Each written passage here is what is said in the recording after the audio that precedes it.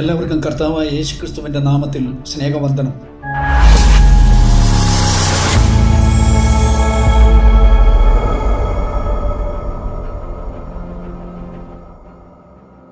ഇന്ന് നാം വായനയ്ക്കും ചിന്തയ്ക്കുമായി എടുക്കുന്ന വേദഭാഗം വിശുദ്ധ മത്തായി എഴുതിയ സുവിശേഷം 26-ാം അധ്യായം 30 മുതൽ 39 വരെയുള്ള വാക്യങ്ങളാണ്.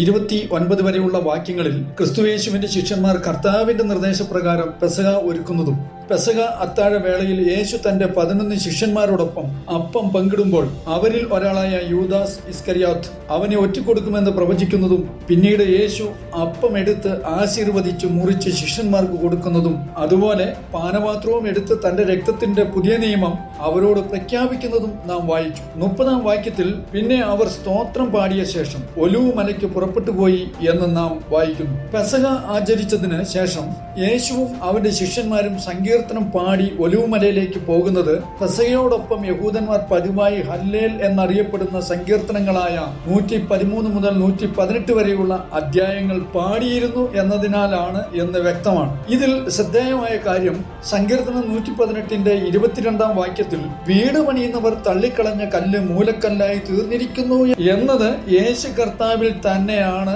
നിറവേറുന്നത് എന്നതാണ്. 31-32 വരെയുള്ള വാക്യങ്ങളിൽ യേശു അവരോട് ഈ രാത്രിയിൽ നിങ്ങൾ എല്ലാവരും എങ്കലിടറും, ഞാൻ ഇടയനെ വെട്ടും, കൂട്ടത്തിലെ ആടുകൾ ചെതറിപ്പോകുമെന്ന് എഴുതിയിരിക്കുന്നുവല്ലോ.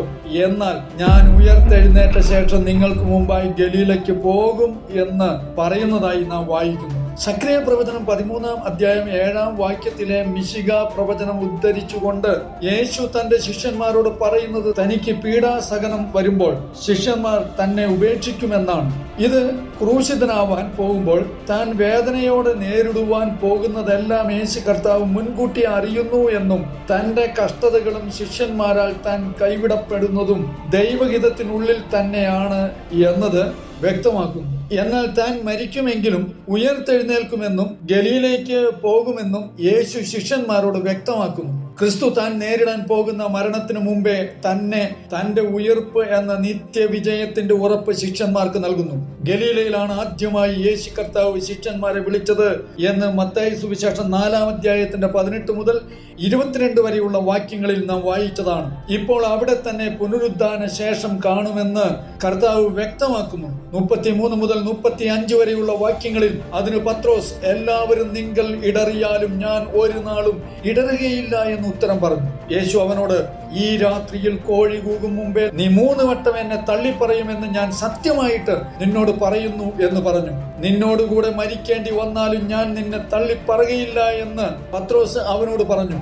അതുപോലെ തന്നെ ശിഷ്യന്മാർ എല്ലാവരും പറഞ്ഞു എന്ന് നാം വായിക്കുന്നു. ഇവിടെ പത്രോസ് തന്റെ വാക്കുകളാൽ ആത്മവിശ്വാസമുണ്ടെന്ന് കാണിച്ചുവെങ്കിലും യേശുവിന്റെ പ്രവചനം പത്രോസ് തന്നെ തള്ളി പറഞ്ഞിരിക്കും എന്നാണ്. ഒരുവന്റെ വിശ്വാസം നിലനിൽക്കുന്നത് സ്വന്തമായ ജഡത്തിന്റെയോ മനസ്സിന്റെയോ ശക്തിയിലല്ല, യേശുവിന്റെ കൃപയിലും പിതാവായ ദൈവത്താൽ പരിശുദ്ധാത്മ ശക്തിയിലുമാണെന്ന് വ്യക്തമാണ്. ലൂക്കോസ് 22-ാം അധ്യായത്തിന്റെ 31 മുതൽ 32 വരെയുള്ള വാക്യങ്ങളിൽ പത്രോസ് തന്നെ തള്ളി പറയുമെങ്കിലും പത്രോസിന്റെ രക്ഷാകര വിശ്വാസം നഷ്ടപ്പെടാതെ സാത്താന്റെ പരീക്ഷയിൽ അവനെ അകപ്പെടാൻ അനുവദിക്കാതെ പിതാവിനോടുള്ള മധ്യസ്ഥതയാൽ യേശു തമ്പുരാൻ അവനെ രക്ഷിച്ചു എന്നും ഓരോ ക്രിസ്ത്യാനിയെയും വീഴാതെ വിശ്വാസത്തിൽ സൂക്ഷിക്കുന്നത് ത്രിയേക ദൈവമാണ് എന്ന് വ്യക്തമാണ്. 36-ാം വാക്യത്തിൽ അനന്തരം യേശു അവരുമായി ഗത്സമന എന്ന തോട്ടത്തിൽ വന്നു ശിഷ്യന്മാരോട്, ഞാൻ അവിടെ പോയി പ്രാർത്ഥിച്ചു വരുവോളം ഇവിടെ ഇരിപ്പിൻ എന്ന് പറഞ്ഞു എന്ന് വായിക്കുന്നു. ഗത്സമന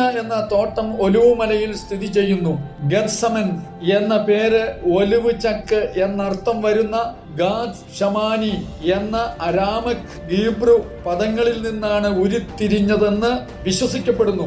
ചരിത്രത്തിൽ പിന്നീട് യേശു ക്രിസ്തു മാനസിക വ്യത അനുഭവിച്ച സ്ഥലം എന്നറിയപ്പെടുന്ന ഗത്സമനയിൽ തനിക്ക് വരാനിരിക്കുന്ന വിശ്വാസ വഞ്ചനയെയും ക്രൂശുമരണത്തെയും പ്രതി യേശുവിനുണ്ടായ തീവ്രമായ വൈകാരികവും ആത്മീകവുമായ വ്യതയിലൂടെ കർത്താവ് കടന്നുപോയി എന്ന് വ്യക്തമാക്കുന്നു. ഗത്സമന എന്ന പേര് തന്നെ യേശു അനുഭവിച്ച വേദനയുടെ ആഴം സൂചിപ്പിക്കുന്നു. എണ്ണയ്ക്കായി ചക്കിൽ ഒലിവ് പിഴിയുന്നത് പോലെ യേശുവിനും മാനസികമായി പീഡ അനുഭവിക്കേണ്ടി വരുന്നത് ഈ വാക്യങ്ങളിൽ കാണുന്നു. യേശുവിന്റെ സജീവ പ്രാർത്ഥനാ ജീവിതവും ഏറ്റവും കഠിനമായ സമയത്ത് കർത്താവ് പ്രാർത്ഥനയിൽ വ്യാപരിക്കുന്നത് എല്ലാം ക്രിസ്ത്യാനികൾക്ക് മാതൃകയാണ്. 37-38 വരെയുള്ള വാക്യങ്ങളിൽ പത്രോസിനെയും സെബദി പുത്രന്മാർ ഇരുവരെയും കൂട്ടിക്കൊണ്ട് ചെന്ന് ദുഃഖിച്ച് വ്യാകുലപ്പെട്ടു തുടങ്ങി.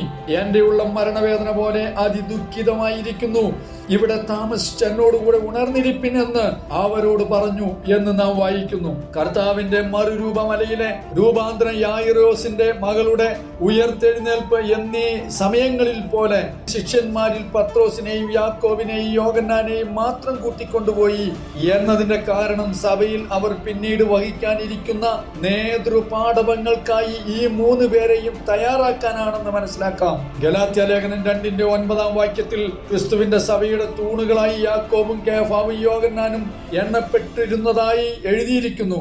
കർത്താവിന്റെ സ്വർഗാരോഹണ ശേഷം പെന്തക്കോസ്ത് ദിനത്തിൽ പത്രോസ് ജനക്കൂട്ടത്തോട് ധൈര്യത്തോടെ പ്രസംഗിച്ചു. പരിശുദ്ധാത്മാവ് ശ്രോതാക്കളുടെ ഹൃദയങ്ങളിൽ പ്രവർത്തിച്ചു. അങ്ങനെ 3000 പേർ അന്ന് യേശുവിൽ വിശ്വസിച്ചു എന്ന് അപ്പോസ്തല പ്രവൃത്തി 2:41 വാക്യത്തിൽ നാം വായിക്കുന്നു. ഇടിമക്കൾ എന്ന് വിളിപ്പേരുള്ള സെബദി പുത്രന്മാരായ യാക്കോബും യോഹന്നാനും ആദിമ സഭയിലെ പ്രമുഖ നേതാക്കളായിരുന്നു.